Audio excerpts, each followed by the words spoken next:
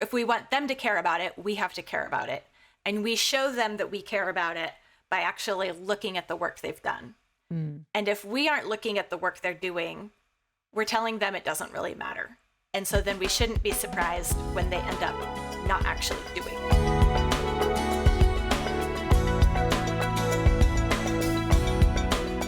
You've got these 3 steps to a convivial homeschool day. So we've talked about steps 1 and 2. What is step 3? Step 3 is just to have a standard place where kids put their work when it's done. There's so much stuff when you're homeschooling, and having the books, the papers, the pencils that are actually sharpened and not broken. Like, don't get me started on pencils.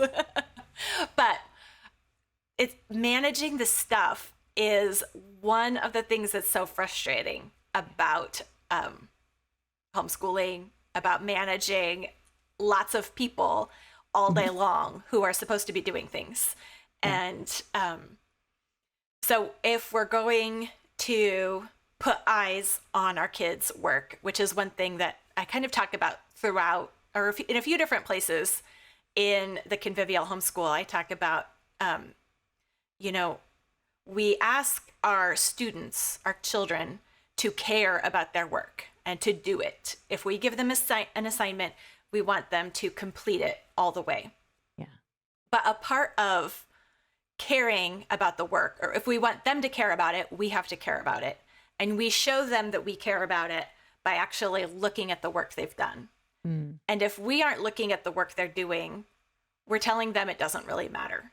And so then we shouldn't be surprised when they end up not actually doing it. It was like, let me tell you how I know. As a homeschool student with homeschool siblings and 5 homeschool kids, like every single student, I know I have a lot of stories. Yeah, I bet you do. You have a lot of experience when it comes to homeschooling. I love that. And your husband too. And yes.